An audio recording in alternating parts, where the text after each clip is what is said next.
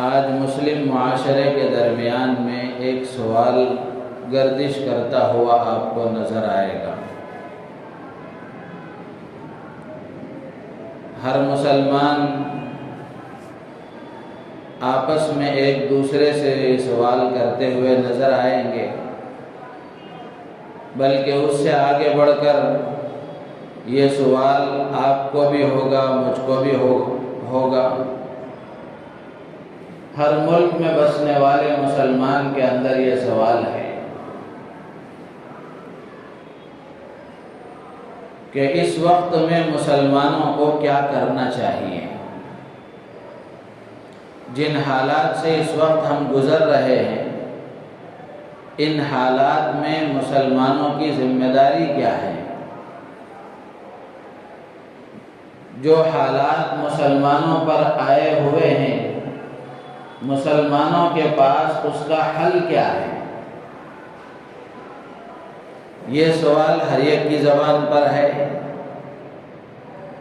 اور ہر ایک آپس میں ایک دوسرے سے پوچھتے ہوئے نظر آتے ہیں۔ آپ دنیا کے کسی بھی ملک میں چلے جائیں، ہر جگہ مسلمان یہی سوال کرتا ہوا نظر آئے گا کہ مسلمانوں کو کیا کرنا چاہیے، اور ان حالات میں مسلمانوں کی ذمہ داریاں کیا ہیں، اور جو حالات مسلمانوں پر آئے ہوئے ہیں، مسلمانوں کے پاس اس کا حل کیا ہے۔ حضرت مولانا سید ابو الحسن علی ندوی رحمۃ اللہ علیہ ہمارے ملک کے بافیض اور ایسی معتبر مستند شخصیت گزرے ہیں جن کو عرب و عجم نے تسلیم کیا ہے، اور ایسی مایہ ناز شخصیت تھی جنہوں نے بے شمار کتابیں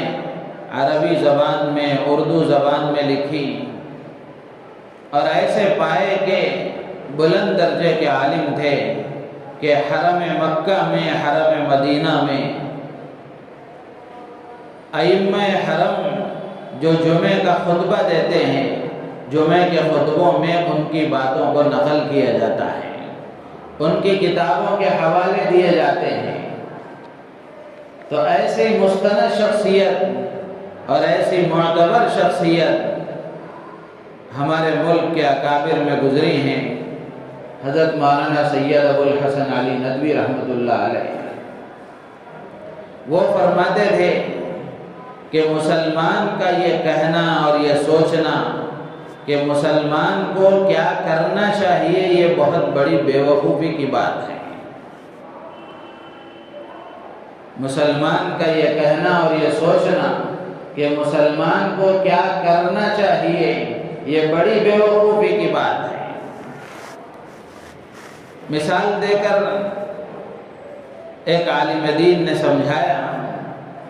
کہ مثال کے طور پر ڈاکٹر ہے، ڈاکٹر اگر کسی سے یہ کہے کہ مجھے کیا کرنا چاہیے،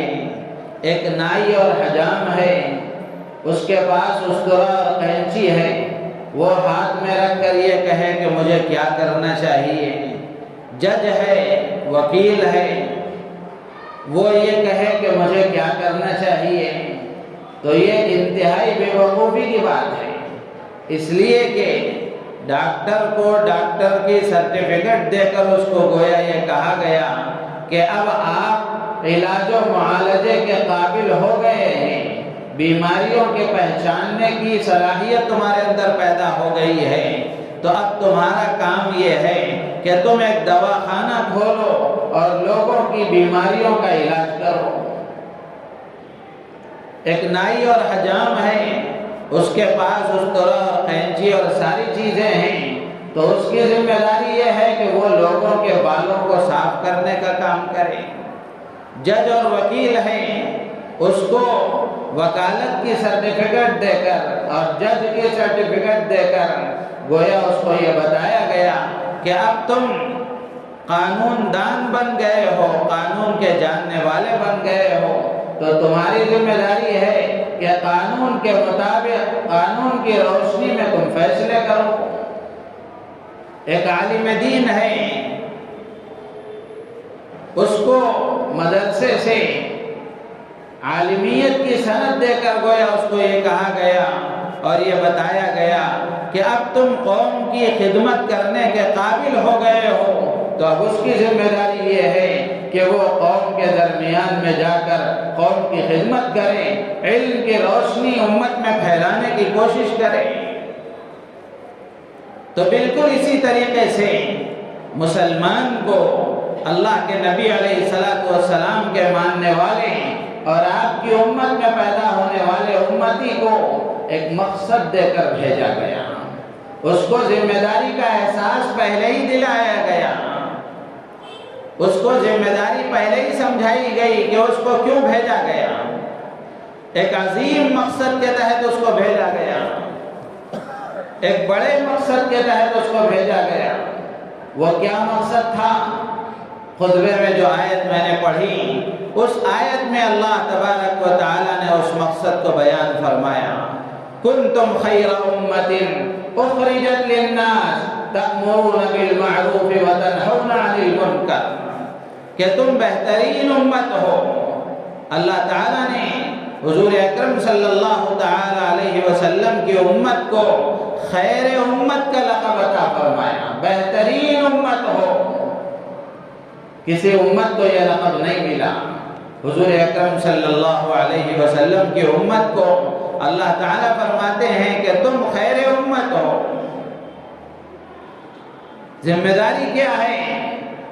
اور تم کو خیر امت کیوں کہا گیا؟ خیر امت کے کہنے کی وجہ اور اس کا سبب کیا ہے؟ اللہ تعالیٰ آگے خود بتاتے ہیں، تأمرون بالمعروف وتنہون عن المنکر۔ اللہ فرماتے ہیں کہ اخرجت للناس، کنتم خیر امت اخرجت للناس، کہ تم بہترین امت ہو، تمہیں انسانیت کے نفع کے لیے، اللہ کے بندوں کو نفع پہنچانے کے لیے، پوری انسانیت کے نفع کے لیے تمہیں پیدا کیا گیا۔ یہاں یہ غلط فہمی دور ہو جانی چاہیے کہ مسلمان صرف مسلمانوں کو نفع پہنچانے کے لیے نہیں پیدا کیا گیا۔ اللہ تعالیٰ نے اخرجت للمسلمین نہیں فرمایا، بلکہ اللہ فرماتے ہیں اخرجت للناس۔ ناس کہتے ہیں عربی میں ناس، الناس، یہ پوری انسانیت، پورے انسان اس میں داخل ہے۔ انسانوں کو، مسلمانوں کو، اللہ کے ماننے والوں کو جو ذمہ داری دی گئی وہ یہ کہ وہ پوری انسانیت کے لیے نفع بخش ہے، اس لیے کہ بھیجنے والا جو خدا ہے وہ پورے انسانوں کا خالق ہے۔ جس پیغمبر کو اللہ نے بھیجا ہے، جس کی امت میں مجھے اور آپ کو پیدا فرمایا، وہ پیغمبر بھی پورے انسانوں کے پیغمبر ہیں، جنات کے پیغمبر ہیں۔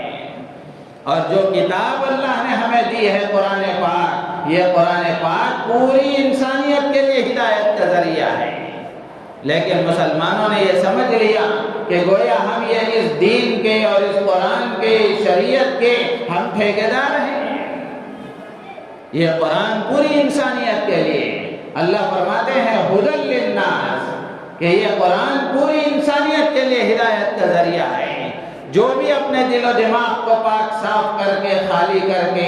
اللہ کے کلام کو سمجھنے کے ارادے سے کہ اس میں اللہ نے کیا فرمایا ہے، کیا پیغام دیا ہے، کیا احکامات اللہ نے دیے ہیں، اس میں کیا چیزیں بیان فرمائی گئی ہیں، اگر کوئی صاف دماغ کے ساتھ اس کو پڑھتا ہے تو پھر وہ اللہ تبارک و تعالی تک وہ قرآن اس کو پہنچا دیتا ہے۔ کتنے واقعات ایسے ہیں، بے شمار واقعات آپ کو ملیں گے، اخباروں میں آپ نے سنا، کتابوں میں لکھے ہوئے ہیں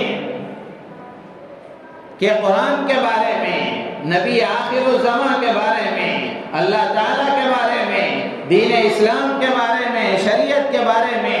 لوگوں نے غلط فہمیاں پھیلائی، بہت سارے لوگوں کے دل و دماغ میں غلط باتیں داخل کی گئی، لیکن جو سلیم الفطرت ہوتا ہے اور جس کی طبیعت میں سلامتی ہوتی ہے، جو سلیم العقل ہوتا ہے، وہ آدمی یہ سوچتا ہے کہ اللہ نے مجھے عقل دی ہے، مجھے علم دیا ہے، پڑھنے کا سلیقہ اللہ نے دیا ہے، تو میں دوسروں کی باتیں کیوں سنوں؟ میں خود دیکھوں کہ اللہ کیا کہتا ہے، قرآن میں اللہ نے کیا فرمایا ہے۔ تو ایسے بے شمار انگریزوں نے، یہودیوں نے، عیسائیوں نے اور غیر مسلموں نے قرآن کا مطالعہ شروع کیا، قرآن پڑھنا شروع کیا۔ جیسا جیسا وہ قرآن پڑھتے گئے، دل کے اندھیرے چھٹتے گئے، قرآن کا نور اندر آتا گیا، اور اس قرآن نے ان کو اللہ کا تعارف کرایا، اس قرآن نے ان کو اللہ کا تعارف کرایا اور اللہ تک پہنچایا۔ تو میرے عزیز و دوست و بزرگوں، جو دین اللہ نے دیا ہے یہ پوری انسانیت کے لیے ہے، جو قرآن اللہ نے دیا ہے یہ پوری انسانیت کے لیے ہے، اور جس نبی کی امت میں اللہ نے ہمیں پیدا فرمایا ہے وہ نبی بھی پورے انسانیت کا نبی ہے، کافۃ للناس، کہ آپ سارے انسانوں کے لیے نبی بنا کر بھیجے گئے، سارے انسانوں کو بشارت دینے والے، سارے انسانوں کو ان کے غلط انجام سے ڈرانے والے آپ کو بنا کر بھیجا گیا۔ تو اللہ تعالیٰ فرماتے ہیں کنتم خیر امۃ اخرجت للناس، کہ تمہیں پورے انسانوں کے نفع کے لیے،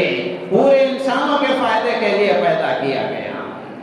تو یہ ذمہ داری ہے، کرنا کیا ہے؟ تأمرون بالمعروف وتنہون عن المنکر، کہ تم لوگوں کو بھلائی کا حکم کرتے ہو اور برائیوں سے روکتے ہو۔ یہ ذمہ داری ہے اور یہ کام ہے مسلمان کا، یہ کام ہے مسلمان کا، جس کو مسلمان نے بھلا دیا، جس کو مسلمان نے بھلا دیا۔ ذمہ داری کے بارے میں اور اپنے کام کے بارے میں وہ سوچے جس کو ذمہ داری نہیں دی گئی، جس کو کام نہیں دیا گیا۔ مسلمان کو تو کام دیا گیا ہے، مسلمان کو تو ذمہ داری دی گئی ہے، اور مسلمان کو ذمہ دار بنایا گیا ہے۔ اس کی ذمہ داری ہے کہ وہ اللہ کے دین کے مطابق عمل کرنے والا ہو اور اللہ کے بندوں کو اللہ کا تعارف کرانے والا ہو۔ حجۃ الوداع کے موقع پر اللہ کے نبی علیہ السلام نے زندگی میں صرف ایک حج فرمایا، وہی آپ کا پہلا وہی آخری حج حجۃ الوداع میں اللہ کے نبی علیہ السلام نے پورے صحابہ کو جمع کر کے آپ نے خطبہ ارشاد فرمایا۔ آپ نے کچھ خطبے ارشاد فرمائے ہیں، ان میں سے جو سب سے عظیم الشان خطبہ ہے وہ خطبہ حجۃ الوداع ہے، جس میں اللہ کے نبی علیہ السلام نے پوری انسانیت کے لیے بہترین پیغامات آپ نے ارشاد فرمائے۔ تو ان میں سے اللہ کے نبی علیہ السلام نے حجۃ الوداع کے موقع پر صحابہ کو گواہ بنا کر فرمایا، اور صحابہ سے خطاب کر کے فرمایا کہ الا، غور سے سنو، فَلْيُبَلِّغِ الشَّاهِدُ الْغَائِبُ، کہ تم میں جو یہاں موجود ہیں، تم تک جو میں نے دین پہنچایا ہے، تمہاری ذمہ داری ہے کہ اب یہ دین تم غائبین تک پہنچاؤ، یہ دین غائبین تک پہنچاؤ۔ غائبین میں کون کون داخل ہیں؟ علماء نے لکھا ہے جس وقت اللہ کے نبی علیہ السلام صحابہ سے حجۃ الوداع کے موقع پر عرفات کے میدان میں 9 ذی الحجہ کو اللہ کے نبی علیہ السلام نے یہ خطبہ ارشاد فرمایا تھا، تو اس وقت عرفات کے میدان میں جو موجود تھے ان صحابہ سے اللہ تعالیٰ کے نبی فرماتے ہیں کہ جو یہاں غیر حاضر ہیں ان تک یہ بات پہنچاؤ۔ تو جو اللہ کے نبی صلی اللہ تعالی علیہ وسلم کے زمانے میں جو اس جگہ کے علاوہ موجود تھے وہ بھی غائبین میں داخل ہیں، اور قیامت تک آنے والے تمام انسان غائبین میں داخل ہیں۔ اسی لیے حضرات صحابہ کرام رضوان اللہ تعالی علیہم اجمعین نے اس احساس ذمہ داری کا ادراک کرتے ہوئے، اس ذمہ داری کو سمجھتے ہوئے، جب اللہ کے نبی نے یہ ذمہ داری دی تو صحابہ پوری دنیا کے کونے کونے میں پھیلے اور اس دین کو اللہ کے بندوں تک پہنچایا، اس دین کو اللہ کے بندوں تک پہنچایا۔ تو میرے عزیز و دوست و بزرگوں، مسلمانوں کا یہ سوال کرنا اور مسلمانوں کا یہ کہنا اور مسلمانوں کا یہ سوچنا کہ اس وقت میں مسلمانوں کو کیا کرنا چاہیے، جو حالات مسلمانوں پر آئے ہوئے ہیں ان حالات کا مسلمانوں کے پاس حل کیا ہے؟ حل یہی ہے کہ مسلمان اللہ کے دین کو مضبوطی سے تھامیں اور اللہ کے بندوں کو اللہ کا تعارف کرانے کی ذمہ داری کو پورا کریں، اس لیے کہ جب ہم نے اپنی ذمہ داری کو پورا کرنا چھوڑ دیا اور ہم نے اپنے کام کو چھوڑ دیا تو لوگوں نے اسلام کے بارے میں، مسلمانوں کے بارے میں، دین کے بارے میں، نبی کے بارے میں، قرآن کے بارے میں غلط سلط باتیں لوگوں میں پیدا کر دی ہیں، غلط سلط باتیں پھیلا دی گئی ہیں۔ دین اسلام کے بارے میں کیا کیا نہیں کہا گیا، قرآن کے بارے میں کیا کیا نہیں کہا گیا، اور جو لوگ قرآن کے خلاف کہتے ہیں، نبی کے خلاف کہتے ہیں، نبی کی شان میں گستاخی کرتے ہیں اور دین اسلام کے بارے میں غلط باتیں کہتے ہیں، صحیح بات تو یہ ہے کہ ان میں سے اکثر ایسے لوگ ہیں جو اس کی حقیقت کو نہیں جانتے، قرآن کو نہیں جانتے، نبی کو نہیں جانتے، دین کو نہیں جانتے، اللہ کو نہیں پہچانتے، اور ہم نے اپنی ذمہ داری کو احساس کرتے ہوئے، ذمہ داری کو ادا کرتے ہوئے ان کو اللہ کا تعارف نہیں کرایا، اللہ کی صحیح پہچان نہیں کرائی، اللہ کے کلام کی صحیح پہچان نہیں کرائی۔ اگر ہم اپنی ذمہ داری کو ادا کرتے تو آج جو صورتحال ہے یہ صورتحال نہ ہوتی۔ حضرات صحابہ کرام رضوان اللہ تعالی علیہم اجمعین نے اس ذمہ داری کو پورا کرنے کے لیے کیسی کیسی قربانیاں دی، کیسے کیسے حالات ان پر آئے، کیسی کیسی تکلیفیں انہوں نے برداشت کی، لیکن جب ایک وقت ہوتا ہے قربانیوں کا، ایک وقت ہوتا ہے مصیبتوں کے جھیلنے کا، جب قربانی کی سطح اس مقام پر پہنچ جاتی ہے تو پھر اللہ تبارک و تعالی سہولتوں کے دروازے کھول دیتے ہیں، راحتوں کے دروازے کھول دیتے ہیں۔ صحابہ کرام رضوان اللہ تعالی علیہم اجمعین نے محنت کی، اور خود ہم سب کے محسن آقا امام الانبیاء حضرت محمد الرسول اللہ صلی اللہ تعالی علیہ وسلم نے کیسی محنت کی۔ ایک مثال دے کر میں آپ کو سمجھاؤں کہ مثال کے طور پر کسی آدمی نے کسی کو یہ ذمہ داری دے کر بھیجا کسی اور جگہ پر کہ تم فلاں جگہ جا کر یہ کام کر کے آؤ، اب اس آدمی کو اجرت پر اس کو بھیجا گیا کہ تم جا کر وہ کام کر کے آؤ، میں تمہیں اتنے پیسے دوں گا۔ اب اگر جس کو آپ نے بھیجا ہے وہ آدمی جا کر صحیح طریقے سے، احسن طریقے سے، اچھے طریقے سے اگر اس کام کو پورا کرے گا تو پھر آپ اس کو شاباشی دیں گے، اور جتنا معاوضہ، جتنی اجرت آپ نے طے کی ہے، اگر کام اس نے صحیح طریقے سے کیا ہے تو اجرت سے بڑھ کر آپ خوشی میں اور زیادہ دیں گے، اور اگر خدا نخواستہ ذمہ داری کو صحیح ادا نہیں کیا،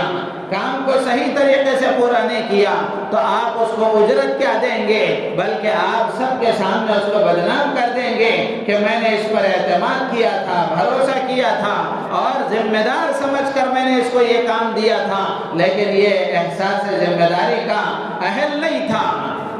اس نے میرے بھروسے پر پانی پھیر دیا، تو آپ اس کو اجرت کیا دیں گے بلکہ اس کو اور زیادہ بدنام کر دیں گے۔ اس سے آگے بڑھ کر کہا جائے،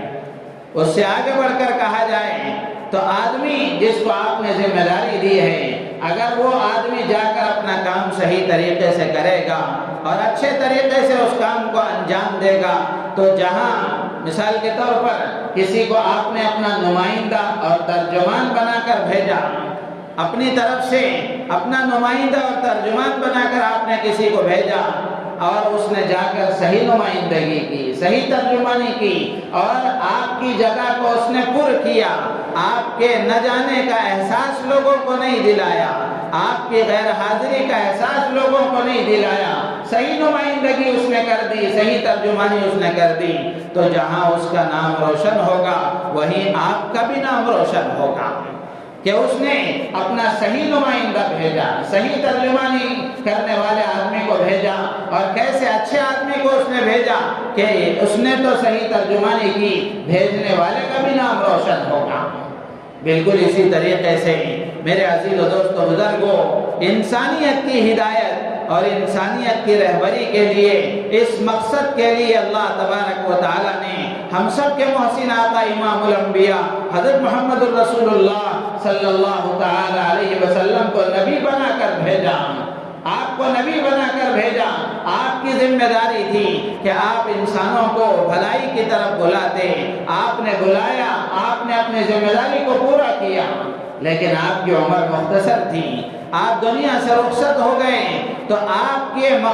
کی ذمہ داری کی تکمیل کے لیے، اس ذمہ داری کو مکمل کرنے کے لیے اور قیامت تک اس کو باقی رکھنے کے لیے اللہ تبارک و تعالی نے آپ کی امت کا انتخاب فرمایا،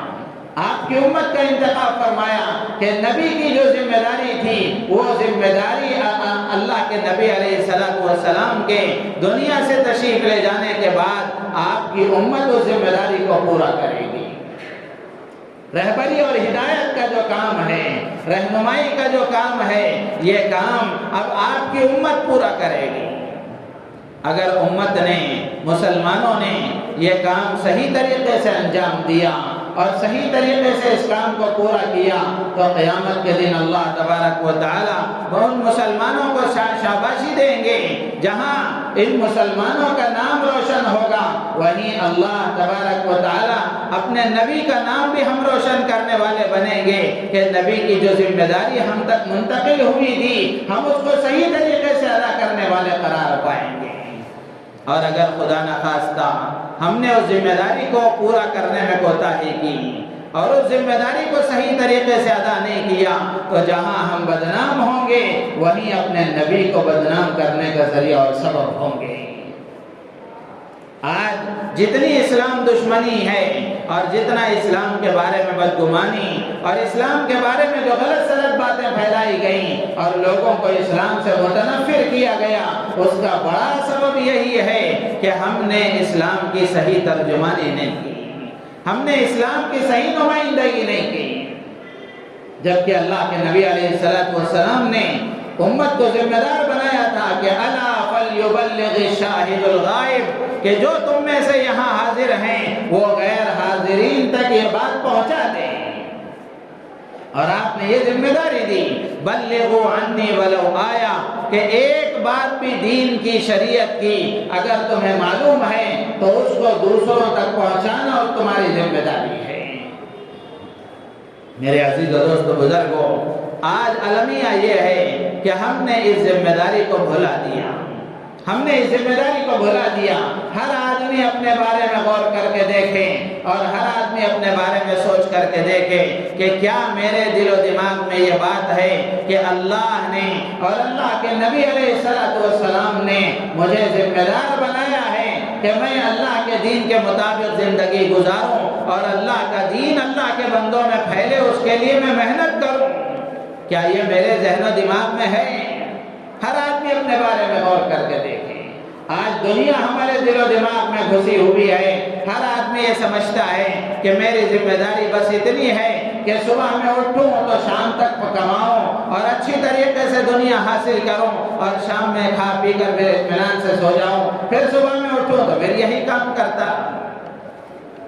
جبکہ میرے عزیز و دوست بزرگوں، یہ ذمہ داری ہے ہماری کہ ہم اللہ کے دین کو دنیا میں عام کرنے کے لیے، اللہ کا دین دنیا میں اور اللہ کے بندوں میں زندہ ہو جائے، اس کے لیے ہر آدمی پر لازم ہے کہ وہ اپنی استطاعت کے مطابق کوشش کریں،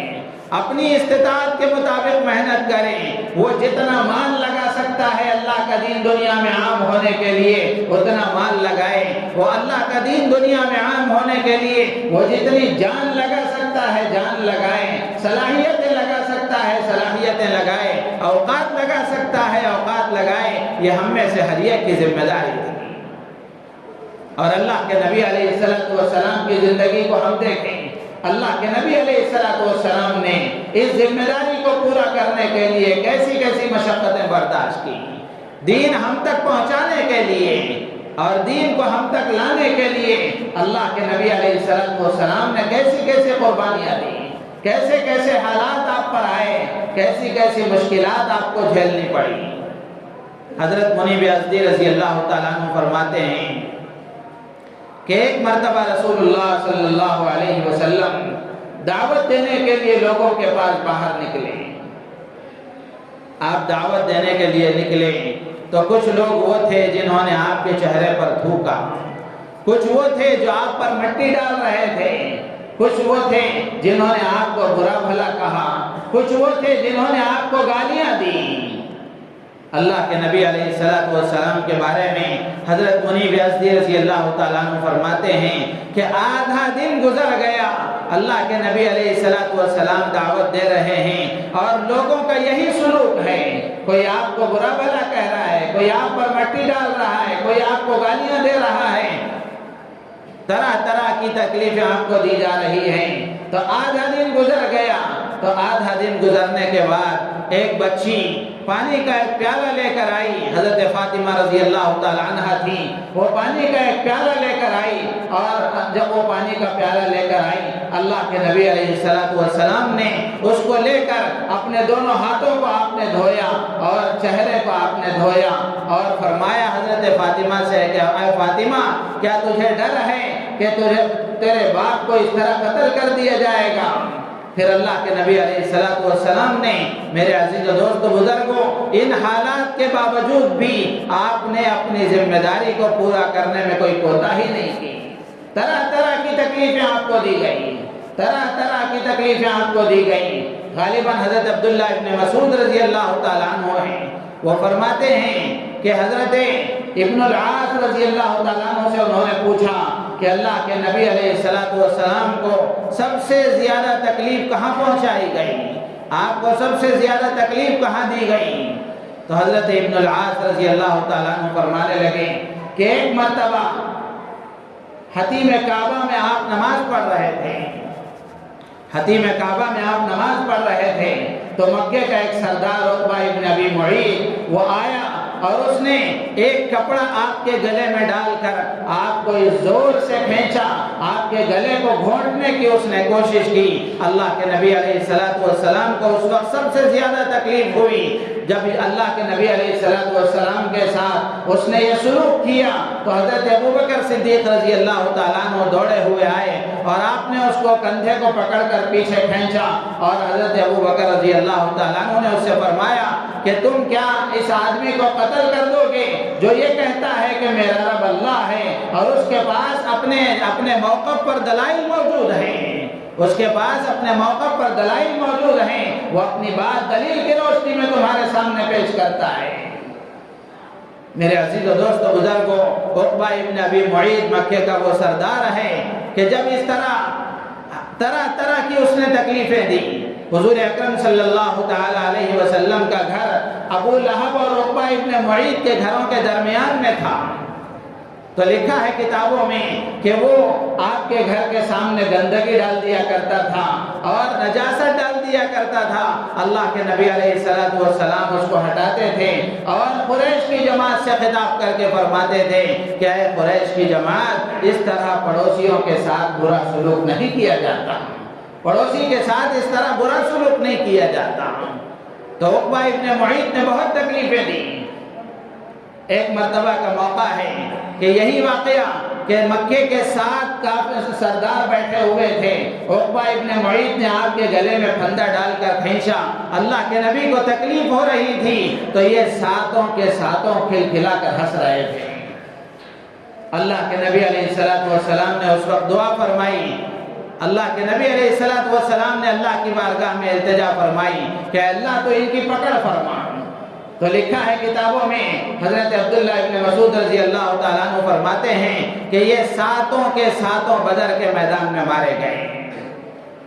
تو میرے عزیز و دوست بزرگوں، اللہ کے نبی علیہ السلام نے اپنی ذمہ داری کو پورا کرنے کے لیے اور اللہ کے بندوں میں اللہ کا دین زندہ کرنے کے لیے ہر طرح کی قربانی اللہ کے نبی علیہ السلام نے دی، اور حضرات صحابہ کرام رضوان اللہ تعالی علیہم اجمعین کی قربانیوں کو ہم پڑھیں گے اور دیکھیں گے تو ہم اندازہ نہیں لگا سکتے کہ صحابہ نے کیسی کیسی قربانیاں دی۔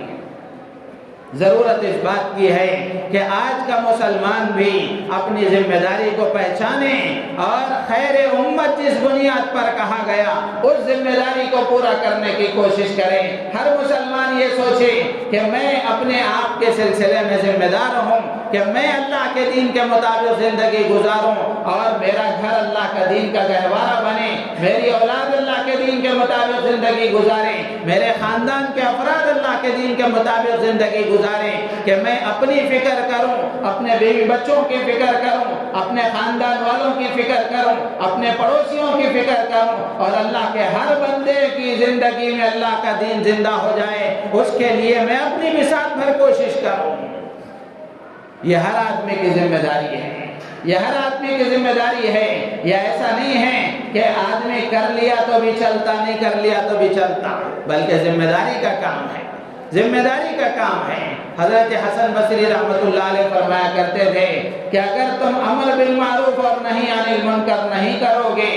اگر تم بھلائی کی دعوت اور برائیوں سے روکنے کا کام اگر تم نہیں کرو گے تو پھر تمہارا بدعملی میں تمہارا یہ حال ہو جائے گا کہ دنیا تمہاری حالت سے عبرت پکڑے گی، یعنی بے دینی تمہارے اندر عام ہو جائے گی، تمہاری زندگی خود اللہ کے دین پر نہیں ہوگی، نتیجہ یہ ہوگا کہ دنیا تمہاری حالت سے عبرت پکڑے گی۔ آج بالکل یہی صورتحال ہے، بالکل یہی صورتحال ہے کہ ہماری حالت سے دنیا عبرت پکڑ رہی ہے اور ہم دنیا کے لیے کھلونا بنے ہوئے ہیں۔ حضرات صحابہ کرام رضوان اللہ تعالی علیہم اجمعین نے اللہ کے دین کو مضبوطی سے تھاما تھا اور اللہ کا دین اپنی زندگی میں اتارا تھا، اس کے مطابق ان کی زندگیاں گزرتی تھیں، اور اللہ کے بندوں کو اللہ کے دین کی طرف لانے میں اور اللہ کے بندوں کو اللہ کا تعارف کرانے میں ان کی زندگیاں گزری تھیں، جس کے نتیجے میں تھوڑے تھے تو بھی غالب تھے،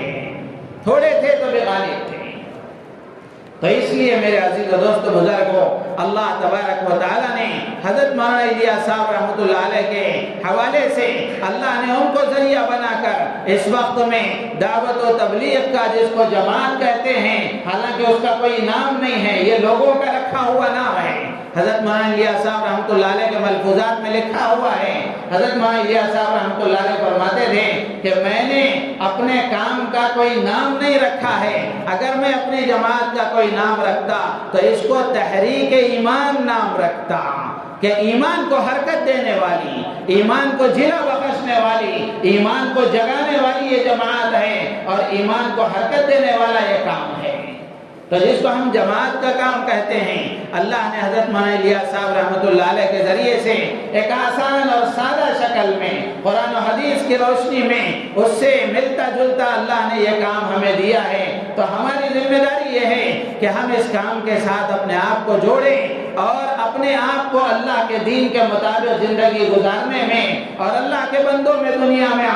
اللہ کا دین عام ہونے کے لیے یہ ایک عمومی محنت ہے۔ ورنہ تبلیغ کے بہت سارے شعبے ہیں۔ تبلیغ کا معنی ہے اللہ کا دین پہنچانا۔ جمعے کے موقع پر یہ جو خطاب ہو رہا ہے یہ بھی تبلیغ ہے، مدارس میں جو تعلیم ہوتی ہے وہ بھی تبلیغ ہے، خانقاہوں میں جو اصلاح اور تزکیے کا کام ہوتا ہے وہ بھی تبلیغ ہے۔ تبلیغ کے الگ الگ شعبے ہیں، لیکن دین کا اور جماعت کا یہ جو کام ہے یہ عمومی شعبہ ہے، تبلیغ کا عمومی شعبہ ہے، وہ بھی تبلیغ کا ایک شعبہ ہے۔ تو یہ عام لوگوں کے لیے اس میں شریک ہو کر، اگر عام لوگ اس میں اپنے آپ کو شریک کریں گے، اس میں شریک ہوں گے، اللہ کی ذات عالی سے امید ہے کہ اگر آدمی صحیح نیت کے ساتھ اور صحیح اصول و آداب کے ساتھ کام میں چلے گا اور اپنا وقت لگائے گا، تقریباً 100 سال مکمل ہونے کو ہیں، دنیا نے دیکھا کہ کیسے کیسے لوگوں کی زندگیاں بدل گئیں۔ تو اس کے لیے میرے عزیز و دوست بزرگوں، اس وقت میں ہمارے پورے شہر بنگلور میں 4 اجتماعات طے ہوئے ہیں، 4 اجتماعات طے ہوئے ہیں۔ ایک اجتماع تو اللہ کے فضل و کرم سے مکمل ہو گیا، 3 اجتماعات، کل پرسوں ایک اجتماع ہوگا۔ اب آنے والے ہفتہ اتوار کو 20-21 جنوری کو کینگیری اور میسور روڈ کا ان علاقوں کا اجتماع ہے۔ تو یہ جو اجتماعات ہیں وہ اجتماعات اسی لیے رکھے جاتے ہیں تاکہ عام لوگوں کے اندر اپنی آخرت کی فکر پیدا ہو، دین کا احساس پیدا ہو، اپنی ذمہ داری کا احساس پیدا ہو، اور ان اجتماعات میں جو مذاکرے ہوتے ہیں وہاں آ کر آدمی دین کی باتیں سنتا ہے تو اس کے ذریعے سے اس کو اپنی آخرت یاد آتی ہے، اور آخرت کو یاد دلانا مقصود ہے، اپنی دنیا اور آخرت کی دونوں زندگیوں کو صحیح اور بہتر بنانا مقصود ہے۔ تو تو اس کے لیے یہ اجتماعات طے ہوئے ہیں۔ تو ہماری گزارش یہ ہے کہ ان اجتماعات میں پہنچنے کے لیے اور اجتماعات میں شریک ہونے کے لیے ہمارے حلقے میں اتوار کے دن عشاء کے بعد میں، مغرب کے بعد سے لے کر عشاء تک ہماری نورانی مسجد ابو بکر میں اس کی ترتیب بنانے کے لیے ایک جوڑ رکھا گیا ہے۔ ضرورت اس بات کی ہے کہ مسلمان اہتمام کے ساتھ وہاں پہنچیں اور اجتماع سے پہلے اپنا کچھ نہ کچھ وقت اللہ کے راستے میں لگانے کی کوشش کریں۔ پھر دیکھیں، ظاہر سی بات ہے، ہوتا کیا ہے، آدمی 3 دن کا وقت، 10 دن کا وقت، 40 دن کا وقت فارغ کر کے آتا ہے، مسجد میں رہتا ہے، اللہ کے گھر میں رہتا ہے، فرشتوں کے ماحول میں رہتا ہے، بولتا اللہ کی بڑائی ہے، سنتا اللہ کی بڑائی ہے، تعلیم کے حلقوں میں بیٹھتا ہے اور یہاں نمازوں کا اہتمام ہوتا ہے اور اللہ سے لو لگاتا ہے، اللہ کا ذکر کرتا ہے، اس کی زندگی میں تبدیلی آتی ہے، اس کی زندگی میں تبدیلی آتی ہے۔ تو اس لیے گزارش ہے اس بات کی کہ ہم اجتماعات میں پہنچنے کی بھی کوشش کریں اور اس کے ساتھ ساتھ اجتماع سے پہلے جس مسجد سے آپ متعلق ہیں اس مسجد میں جماعتیں موجود ہیں، اپنا کچھ وقت لگانے کی کوشش کریں۔ بطور خاص نوجوانوں سے میں یہ بات عرض کروں گا کہ نوجوان اپنے آپ کو کچھ نہ کچھ وقت لگانے کی کوشش کریں۔ مسجد کے ماحول میں نوجوان آتا ہے، مسجد میں اس کا وقت گزرتا ہے، اللہ کی ذات عالی سے امید ہے کہ اس پاکیزہ ماحول میں رہنے کی وجہ سے اللہ تبارک و تعالی یہاں وقت گزارنے والے کو بھی پاکیزہ بنا دیتے ہیں۔ اللہ تعالیٰ سے دعا ہے اللہ تعالیٰ ہم سب کو ان باتوں پر عمل کی توفیق عطا فرمائے اور ہم سب کو اپنی ذمہ داری کے احساس کے ساتھ اپنی ذمہ داریوں کو ادا کرنے کی اللہ تعالیٰ مجھے آپ کو پوری امت مسلمہ کو توفیق عطا فرمائے، ہماری نیتوں میں اخلاص پیدا فرمائے۔ آمین۔ وآخر دعوانا الحمدللہ رب العالمین۔